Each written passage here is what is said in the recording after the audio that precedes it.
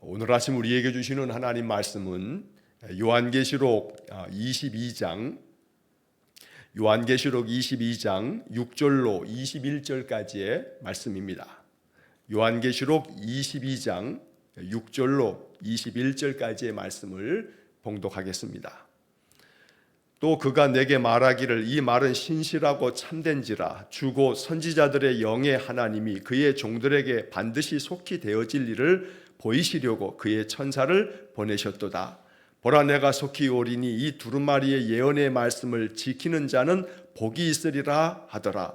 이것들을 보고 들은 자는 나 요한이니 내가 듣고 볼 때에 이 일을 내게 보이던 천사의 발 앞에 경배하려고 엎드렸더니 그가 내게 말하기를 나는 너와 내 형제 선지자들과 또 이 두루마리의 말을 지키는 자들과 함께 된 종이니 그리하지 말고 하나님께 경배하라 하더라. 또 내게 말하되 이 두루마리의 예언의 말씀을 임봉하지 말라. 때가 가까우니라. 불의를 행하는 자는 그대로 불의를 행하고 더러운 자는 그대로 더럽고 의로운 자는 그대로 의를 행하고 거룩한 자는 그대로 거룩하게 하라. 보라 내가 속히 오리니 내가 줄 상이 내게 있어 각 사람에게 그가 행한 대로 갚아주리라. 나는 알파와 오메가요 처음과 마지막이요 시작과 마침이라. 자기 두루마기를 빠는 자들은 복이 있으니 이는 그들이 생명나무에 나아가며 문들을 통하여 성에 들어갈 권세를 받으려 함이로다. 개들과 점술가들과 음행하는 자들과 살인자들과 우상숭배자들과 및 거짓말을 좋아하며 지어내는 자는 다 성 밖에 있으리라. 나 예수는 교회들을 위하여 내 사자를 보내어 이것들을 너희에게 증언하게 하였노라. 나는 다윗의 뿌리요 자손이니 곧 광명한 새벽별이라 하시더라. 성령과 신부가 말씀하시기를 오라 하시는도다. 듣는 자도 오라 할 것이요 목마른 자도 올 것이요 또 원하는 자는 값없이 생명수를 받으라 하시더라. 내가 이 두루마리의 예언의 말씀을 듣는 모든 사람에게 증언하노니 만일 누구든지 이것들 외에 더하면 하나님이 이 두루마리에 기록된 재앙들을 그에게 더하실 것이요 만일 누구든지 이 두루마리의 예언의 말씀에서 제하여 버리면 하나님이 이 두루마리에 기록된 생명나무와 및 거룩한 성의 참여함을 제하여 버리시리라. 이것들을 증언하시니가 이르시되 내가 진실로 속히 오리라 하시거늘 아멘. 주 예수여 오시옵소서. 주 예수의 은혜가 모든 자들에게 있을지어다. 아멘.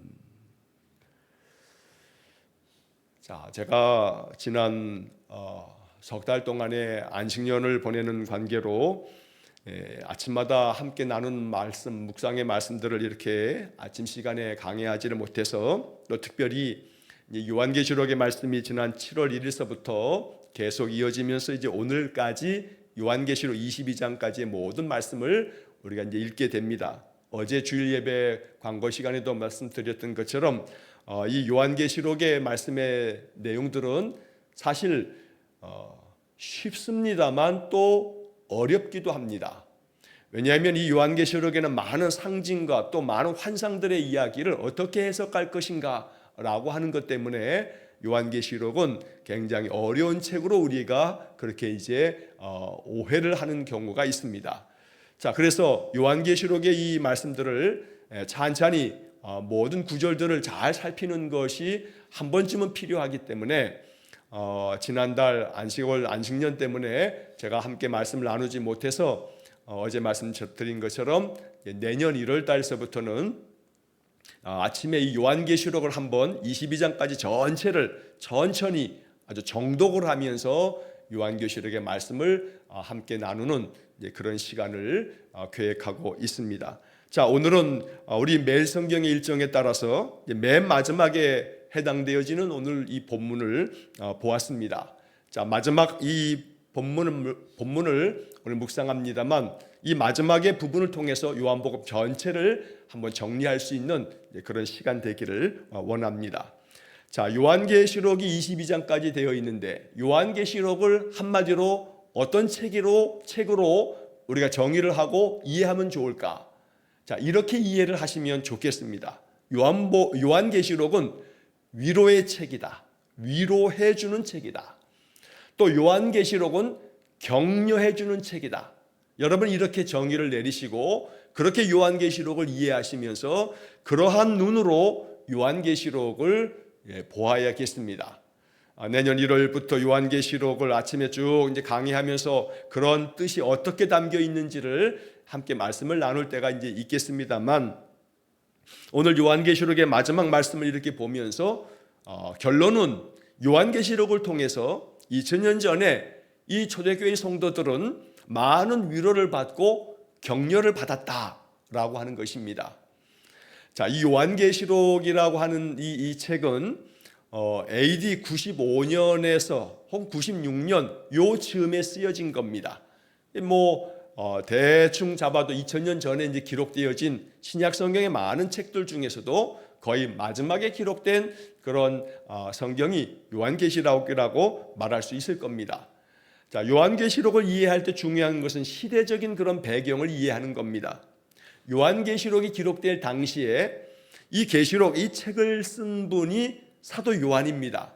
근데 그 사도 요한이 어디서 이 요한계시록을 썼냐면 바로 소아시아 지역, 여기서 말하는 소아시아 지역이라는 것은 지금으로 말하면 튀르키예, 옛날에 우리가 터키라고 불렀던 이 터키의 남서부 지역에 바로 이 소아시아 지역의 소아시아를 그렇게 명칭을 불렀는데, 터키 남서부 지역을 소아시아라고 성경에서 이제 부르면서 그 소아시아 지역에 바다 건너편에 조그만 섬 하나가 있는데 그게 밤모섬입니다. 그런데 사도 요한이 그 밤모섬에 체포되어서 거기에 감옥에 유배되어 있었습니다.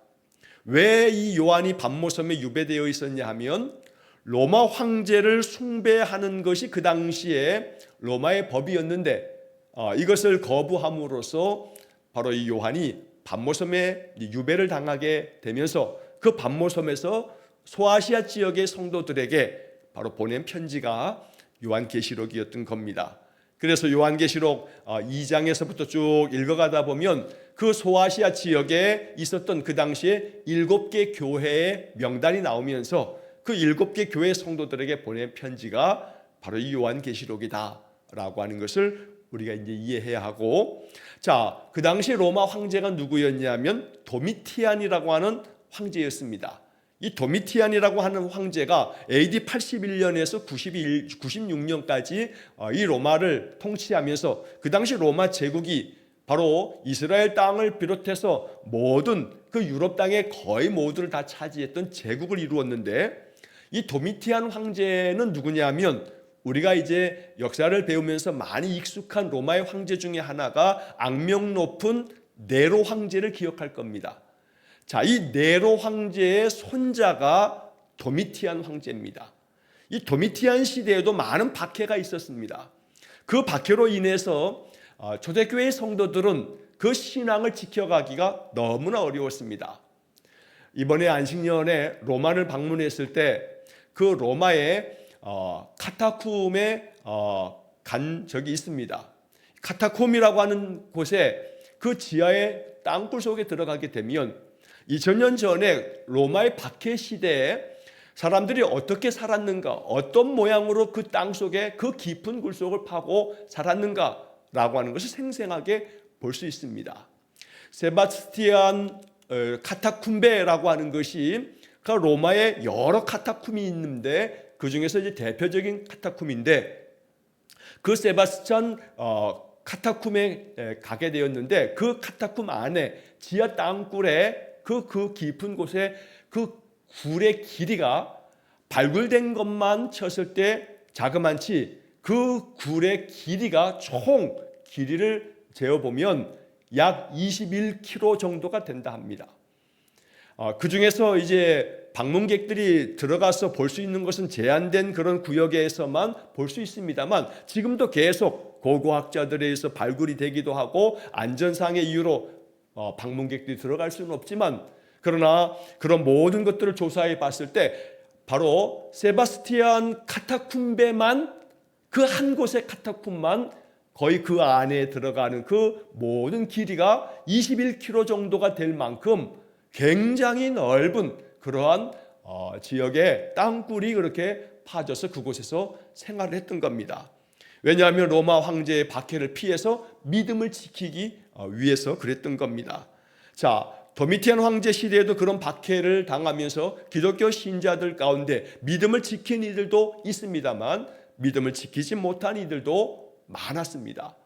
자, 그래서 그 믿음을 지키지 못하고 결국은 그 믿음을 모든 그 로마 황제의 숭배에 굴복하면서 예수 그리스도를 결국 저버리는 그 신앙에서 도태되고 신앙을 떠나가는 많은 그러한 성도들이 생겨지면서 바로 사도 요한은 요한계시록을 통해서 그들의 그 처해져 있는 그 박해의 상황을 위로하고 그런 가운데서도 우리가 왜 믿음을 지켜가야 하는지, 그 믿음을 지켜가기 위해서 우리가 어떤 마음을 가져야 하는지 바로 예수 그리스도의 계시의 말씀을 전함으로써 믿음을 굳건하게 지키며 살아갈 것을 격려해 주었던 책이 바로 요한계시록이었던 겁니다.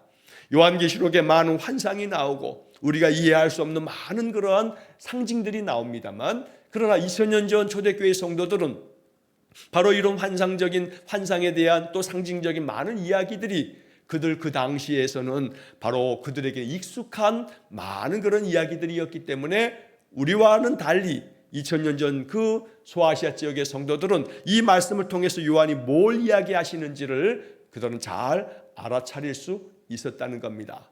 상세한 계시록에 대한 이야기는 내년 1월 달서부터 새벽 예배를 통해서 이 말씀들을 우리가 풀어가도록 하겠습니다. 자, 오늘은 바로 요한계시록의 마지막을 읽어가면서 요한계시록은 그렇게 도미티안 황제의 박해 기간 동안에 신앙을 꺾고 결국은 신앙이 꺾이고 그렇게 믿음을 저버리는 많은 신자들에게 그 박해를 견디고 이기는 자에게 생명의 면류관이 주어질 것이니 이 모든 상황에서도 그리스도 예수를 바라보면서 나아갈 것을 격려하고 그들의 삶을 믿음 안에서 위로하는 위로의 책이고 격려의 책이다 라고 하는 것으로 이제 마지막에서 요한계시록을 한번 이렇게 정리하면서, 요즘에 또 신천지를 비롯해서 여러 이단들 중에는 이 요한계시록을 잘못 해석하면서 미래적인 종말론으로 이 말씀들을 곡해하는 그런 경우들이 많이 있습니다.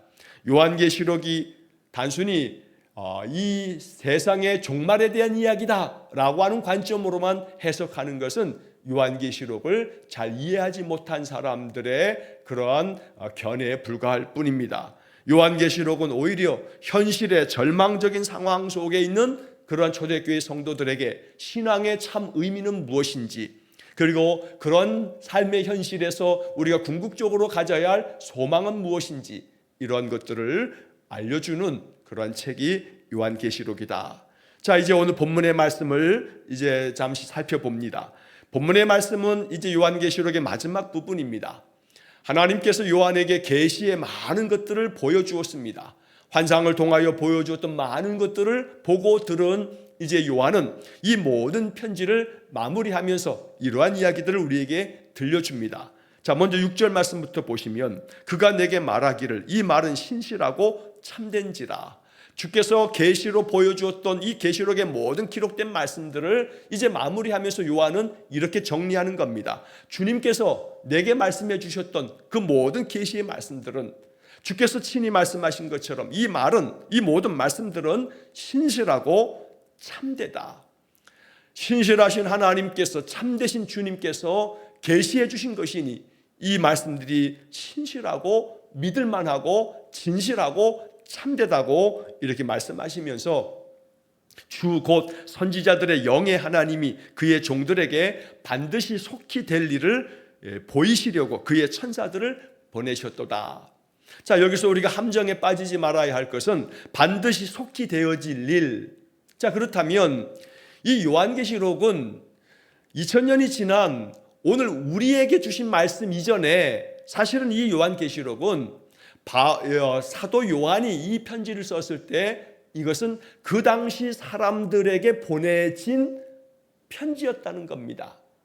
그러니까 요한이 이 계시록을 쓰는 것은 2000년이 지난 다음에 오늘 우리 지금 이 시대 사람들을 생각하면서 쓴 게 아니고 2000년 전 그 당시 사람들을 생각하면서 그 당시 사람들의 현실적인 상황을 생각하면서 보냈던 그런 글이기 때문에 반드시 속히 되어질 일이라고 하는 것은 그 당시 사람들에게 있어서 속히 되어질 일들에 대한 바로 요한의 위로와 격려의 말씀들이었던 겁니다.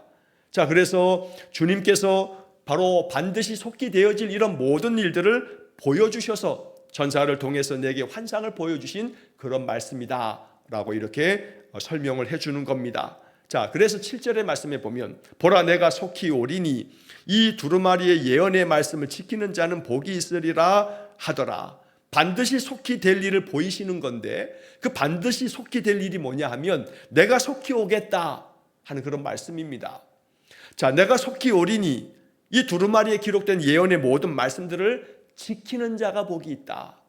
요한계시록을 시작하면서 계시록 1장에서도 기록되어진 중요한 사항입니다.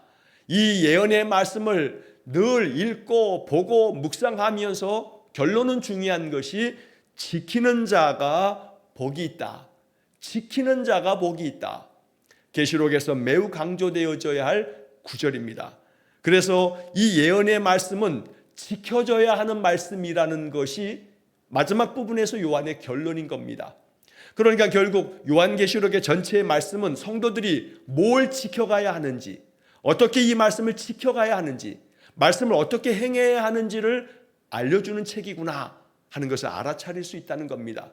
이 두루마리에 기록된 이 계시록의 모든 예언의 말씀을 지켜야 한다는 겁니다. 그러니까 환상도 뭐 그릇 환상이나 대접 환상이나 또 혹은 또 여러 가지 많은 그런 환상의 비유들을 우리는 지켜야 할 말씀으로 그 말씀들을 해석해야 하고 받아들여야 된다는 겁니다. 그래서 이 예언의 말씀들이 우리 성도들이 어떻게 해야 하는가, 바로 오늘 내게 주어진 이 현실의 삶에서 나는 무엇을 어떻게 해야 하는가를 제시해 주는 책이 계시록이구나 라고 하는 것을 우리가 이 7절의 말씀을 통해서도 그 문맥을 통해서 우리가 이 사실을 깨닫게 된다는 겁니다. 자, 8절 말씀에서 이것들을 보고 들은 자는 나 요한이니 내가 듣고 볼 때에 이 일을 내게 보이던 천사의 발 앞에 경배하려고 엎드렸더니, 자, 요한이 하나님께서 보내신 천사를 통해서 계시의 많은 말씀들을 전하여 듣고 그 하나님이 보낸 천사에게 그 발 앞에 이 장엄한 하나님의 계시의 말씀 앞에 두렵고 떨리는 마음으로 천사 앞에 엎드려 경배하려고 하자 9절 말씀에 그 전하여 주온 주의 사자 천사가 요한에게 말하기를 나는 너와 너의 형제 선지자들과 이 두루마리의 말을 지키는 자들과 함께 하나님 앞에서 나는 종된 자다. 나도 종이다 라고 천사가 이야기하면서 내게 경배하는 거 이거 그리하지 말고 하나님께 경배하라 이렇게 말씀을 들려줬다는 겁니다. 자, 계시록의 모든 말씀들을 전하여 들은 요한은 감격 가운데 이 고통스럽게 반모섬에서 유배를 당하여 고초를 겪고 있는 이 요한조차도 이 계시의 말씀으로 너무나 많은 위로를 받았던 겁니다. 너무나 고통스러운 이 현실을 내가 어떻게 바라보아야 하는가? 어제 욥기의 말씀을 나누면서도 욥의 고백에서도 우리가 살펴보았던 것처럼 앞으로 가도 그가 아니 계시고 또 뒤로 가도 그가 보이지 아니하시고 오른쪽에서 일하시나 오른쪽에서도 만날 수 없고 왼쪽에 계시나 해도 왼쪽에도 계시지 않는 그런 욥의 표현처럼 사도 요한조차도 이렇게 반모섬에 유배되어서 고통의 나날을 보내고 있을 때에 요한도 그러할진데 많은 초대교회 신자들은 그러한 고통의 세월을 감내하기가 너무나 어려웠던 겁니다.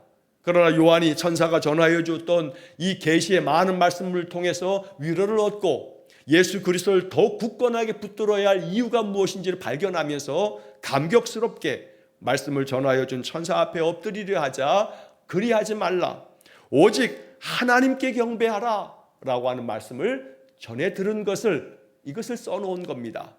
자, 이 글을 읽으면서 초대교회 성도들은 무엇을 생각했을까? 다름 아닌 바로 이처럼 황제 앞에 나아가 로마 황제 앞에 엎드려 경배하지 말고 하나님께만 경배하라 라고 하는 말씀으로 이 말씀을 받는 겁니다. 황제를 숭배해야 하는 그 당시의 로마의 법을 너희들이 오직 하나님만을 경배하라 하는 말씀으로 이 말씀을 받을 때에 분명하게 초대교회 성도들이 어떻게 나아가야 할 것인가, 무엇을 바라보고 나아가야 할 것인가 라고 하는 것을 이런 말씀을 통해서 깨닫게 되었던 겁니다. 그래서 죽을지언정 로마 황제를 경배하는 일은 없겠다 결단하고 땅을 파서 카타콤베에 들어가 살지언정 오직 하나님만을 경배하겠다는 마음의 결정을 내렸던 겁니다. 그렇게 로마의 그 많은 황제들이 거쳐가도 기독교 신앙을 가졌던 그 신자들은 그 믿음을 저버리지 않으면서 믿음을 지켰던 겁니다. AD 313년 콘스탄틴 황제가 로마의 국교로 기독교를 공식적으로 인정하기 전까지, 그러니까 거의 박해가 시작되어진 때로부터 250여 년이라고 하는 그 긴 세월 동안에 카타콤베에서 살았던 많은 신자들의 그 신앙이 그렇게 유지되었기 때문에 로마가 기독교 국가로 그렇게 변모할 수 있는 그러한 원동력이 될 수 있었던 겁니다. 이 요한계시록이야말로 그만큼 그 긴 로마 제국의 그 박해의 기간을 견디어낼 수 있었던 책이 바로 요한계시록이었다는 겁니다. 그러므로 우리는 요한계시록의 말씀 한 구절 한 구절을 1장서부터 이제 내년 초부터 쭉 다시 한번 계시록을 우리가 한번 읽어가면서 내게 주어진 내 어떤 삶의 현실 앞에서도 결코 굴하지 아니하고 내가 이 현실에 주어진 모든 상황을 이겨나갈 수 있는 힘과 능력을 계시록을 통해서 얻을 수 있는 것, 이것이 계시록을 바르게 읽어내는 신자의 모습이다라고 말할 수 있겠습니다. 자, 10절 말씀에 보게 되면 또 내게 말하되 이 두루마리의 예언의 말씀을 임봉하지 말라 때가 가까우니라. 자, 이 예언의 말씀들을 봉하지 말라는 겁니다. 닫아두지 말라는 겁니다. 자, 쉬운 성경에 보면 이 10절의 말씀을 이렇게 번역합니다. 이 예언의 말씀을 임봉하지 말라라는 표현을 비밀로 하지 말라, 쉬운 성경의 번역입니다. 하나님께서 주신 이 예언의 말씀들을 비밀로 하지 말아라. 감추어둘 것 없다. 이 말씀들을 모든 이들에게 전하여라. 그래서 이 말씀을 듣는 이들이 말씀을 통해서 위로받고 격려받고 힘을 얻어서 이 주어진 이 절박한 고통의 인생들을 능히 담대하게 믿음으로 이겨나갈 수 있도록 이 계시의 모든 말씀들을 비밀로 하지 말고 임봉하지 말고 전하라고 말씀하는 것입니다. 때가 가깝다라고 하는 말씀은 계시록에서 여러 차례 반복이 되어집니다. 이 때가 가깝다라고 하는 것은 예수 그리스도의 임박한 재림을 말하는 것으로 이해가 되어지면 또 여러 오해들이 생겨지게 됩니다. 왜냐하면 예수님께서 이 세대가 가기 전에 내가 너희들이 보는 것처럼 다시 오겠다고 복음서에도 말씀하셨는데 주님의 재림은 아직까지도 2000년이 지나는 지금까지도 되어지지 않았기 때문에 때가 가깝다라고 하는 이 말씀들을 우리가 어떻게 해석할 것인가 라고 하는 것을 우리 계시록에서 다시 한번 새롭게 이해할 필요가 있습니다. 자, 그래서 여기서는 잠시 때가 가깝다 했을 때 어찌 보면 우리 인생의 삶에 있어서 예수 그리스도의 종말론적인 재림도 가깝다라고 하는 말씀도 담고 있지만, 왜냐하면 1000년이 하루 같고 하루가 1000년 같은 것이 하나님의 시간이기 때문에 2000년이 지나도록 예수님께서 재림하시지 않는다 하는 것이 재림은 거짓말이라 하는 것이 아니라 우리 인생들의 시간이 아닌 하나님의 시간으로 때가 가까움을 말씀하신 것으로도 이해할 수 있을 뿐만 아니라 때가 가깝다라고 했을 때 그 때는 종말의 때라 이해한다면 그것은 바로 한 사람 한 사람 인생의 종말이 가까움을 말씀하는 것으로도 해석될 수 있다는 겁니다. 여러분, 우리 인생의 삶이 길어야 100년입니다. 그러나 그 100년의 그 인생조차도 쏜살같이 지나가서 돌이켜보면 어떻게 내 나이가 벌써 이렇게 되었나 싶을 생각이 들 만큼 내 지나간 인생의 세월이 그렇게 쏜살같이 지나간 것을 고백하는 그런 사람들이 많습니다. 그런 가운데 때가 가깝다라고 하는 것은 역시 나의 인생의 종말의 때가 가깝다. 하나님이 나를 부르시는 때가 가깝다. 그러니 내가 육신의 삶을 가지고 이 땅에서 살아가는 때가 얼마 남지 않았다라고 한다면 얼마 남지 않은 때가 가까운 내 인생 앞에서 나의 남은 인생을 어떻게 살아야 할 것인가? 내 남은 인생의 삶을 하나님의 말씀 앞에서 내가 어떻게 견디어내고 이겨내야 할 것인가? 라고 이렇게 바라본다면 계시록의 말씀은 남은 인생의 삶을 우리가 어떻게 살아가야 할 것인가를 가르쳐주는, 방향을 알려주는 그런 말씀으로 계시록을 읽어낼 수도 있겠다는 것입니다. 자, 11절 말씀에 보면 불의를 행하는 자는 그대로 불의를 행하고 더러운 자는 그대로 더럽고 의로운 자는 그대로 의를 행하고 거룩한 자는 그대로 거룩하게 하라. 더러운 자, 또 불의를 행하는 자, 또 온갖 그런 악을 행하는 자는 그냥 그대로 그들이 그렇게 행하는 대로 두라. 하지만 의로운 자는 의를 행하면서 거룩한 자는 그 거룩함을 지켜가면서 그렇게 그대로 살아갈 것을 촉구하면서 요한이 말씀합니다. 자, 우리는 이 말씀을 전하여 들으면서 주께서 요한에게 이 음성을 들려주신 이 말씀을 통해서 우리는 주님의 뜻을 알아차려야 하는 것입니다. 불의를 행하는 자는 그대로 불의를 행하고 더러운 자는 그대로 더러울지라도 세상이 어떻게 흘러가든지 간에 관계없이 나는 내 믿음을 지키리라 라고 하는 결정이 있어야겠다는 겁니다. 그래서 온 세상 사람들이 불의를 행한다 해서 세상 사람들도 저렇게 살아가는데 뭐 난들 어찌하겠나 하면서 그 시류에 휩쓸려가는 것이 아니라 불의한 자가 불의를 행하면 그냥 불의를 행하는 자들은 그대로 불의를 행하도록 두고 너는 너의 길을 걸어가라. 의로운 자는 그대로 의를 행하여야 할 것이고 거룩한 자는 그대로 거룩한 길을 걸어가야 된다 라고 주님께서 말씀해 주시는 겁니다. 그러므로 우리는 21절의 말씀이 우리 인생의 지침이 되어야 하는 겁니다. 이게 우리 성도들의 인생관입니다. 불의를 행하는 자가 있다 하여 휩쓸려 그들과 함께 불의를 도모하는 것이 아니라 너희들이 아무리 불의를 행하고 너희들이 아무리 더러운 인생을 살아간다 할지라도 나는 거룩한 자이므로 나는 의로운 길을 걸어가리라. 이렇게 주님의 말씀 붙잡고 나아가는 사람들, 이 사람들이 신자인 것입니다.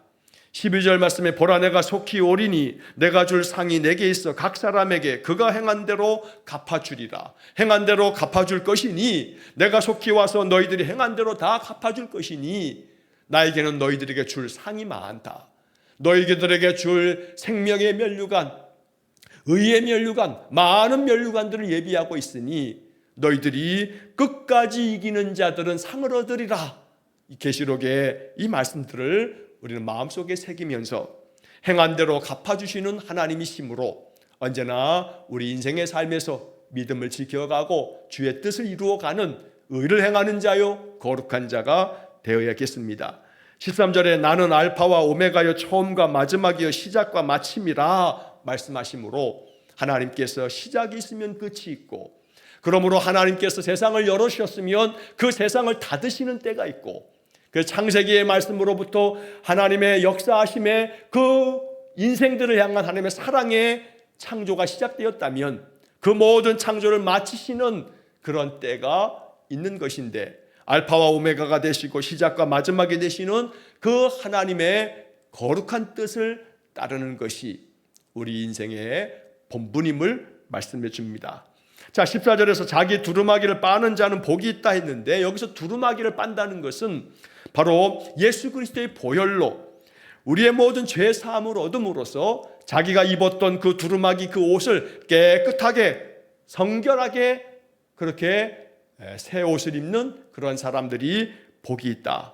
그들이 생명나무에 나아가고 문들을 통하여 성에 들어갈 하나님의 거룩한 새 예루살렘, 하나님 천국으로 들어가는 권세를 받게 될 것이다 라고 약속해 주시면서 15절에서 그러나 그와는 반대로 앞에 말한 11절의 말씀처럼 여전히 불의를 행하거나 그 악한 가운데 더러운 자들은 결국 개들이나 점술가들과 음행하는 자들과 살인자들과 우상숭배자들과 거짓말을 좋아하며 지어내는 자들이라고 표현되어 있습니다만 바로 이렇게 11절에 불의를 행하고 더러운 자들을 이 15절에서 지칭하면서 이렇게 말하고 있는 겁니다.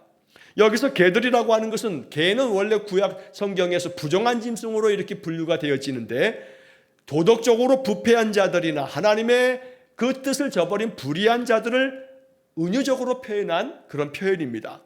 악을 행하는 모든 자들은 결국 모두가 다 성 밖에 있으리라.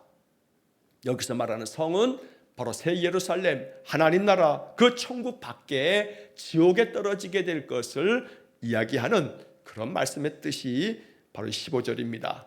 그렇기 때문에 오직 이 모든 계시의 말씀을 비밀로 하지 말고 이 말씀을 통해서 위로와 격려를 얻으면서 굳건하게 믿음 지켜서 이제 속히 그 마지막 때가 가까웠으니 너희들이 믿음 안에 굳건히 서면 바로 생명나무에 나아갈 것이고 문들이 활짝 열려 하나님 나라 새 예루살렘으로 들어가게 될 것이다.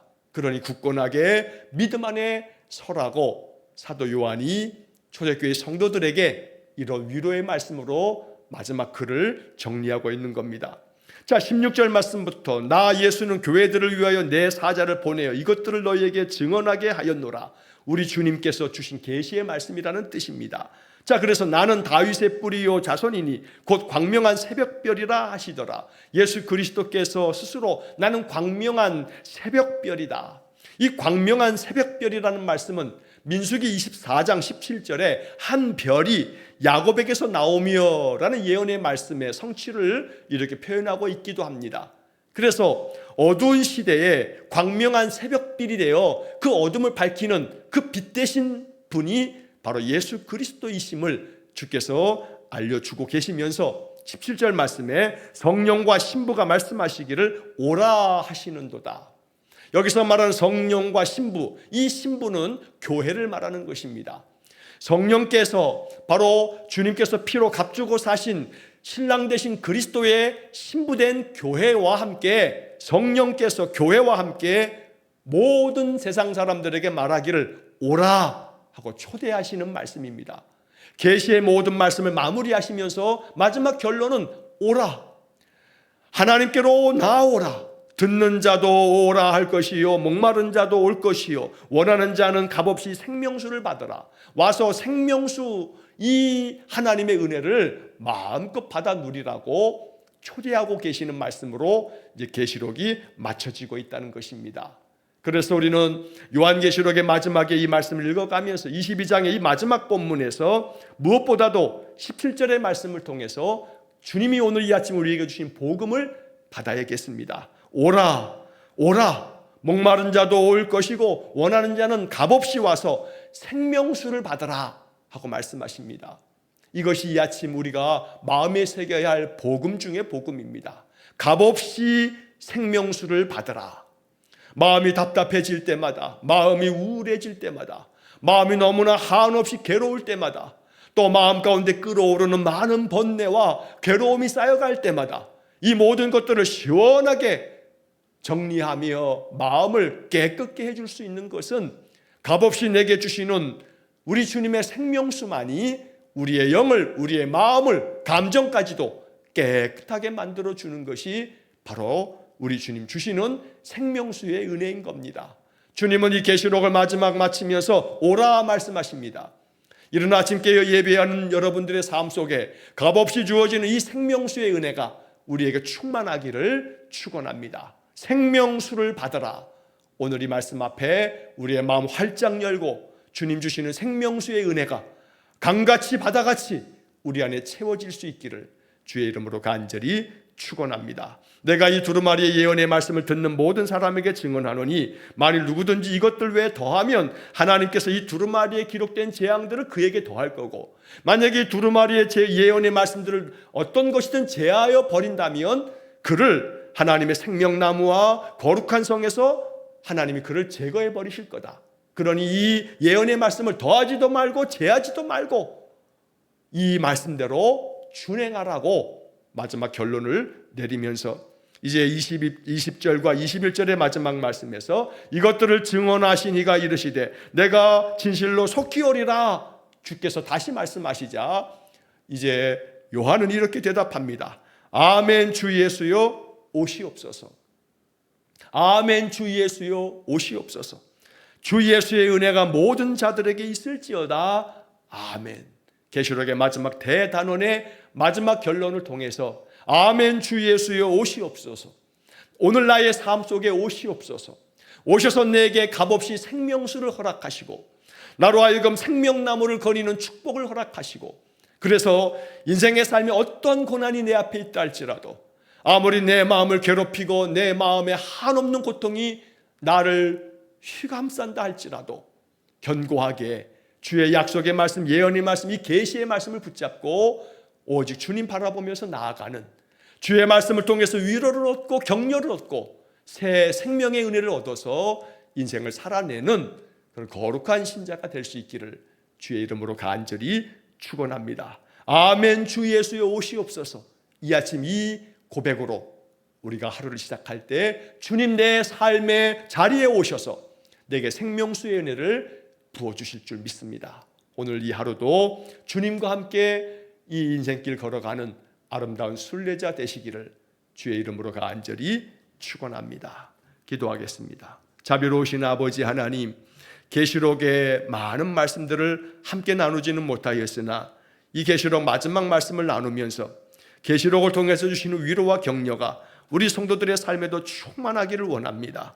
값없이 생명수를 주시겠다 하시며 오라 하시니 성도들이 늘 주님 앞으로 나아갈 때 주님, 우리의 모든 부정함을 다 씻어내 주시고 우리의 모든 약함도 다 싸매어 주시고 생명수 은혜를 통해서 새로워지는 모든 성도들 되게 해 주옵소서.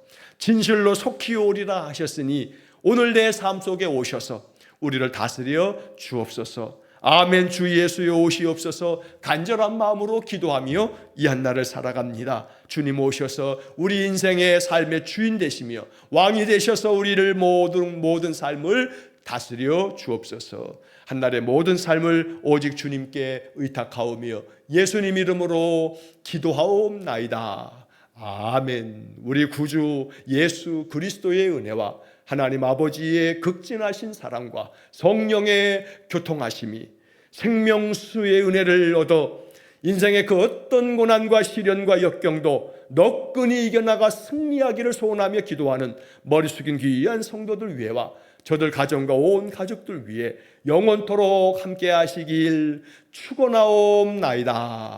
아멘.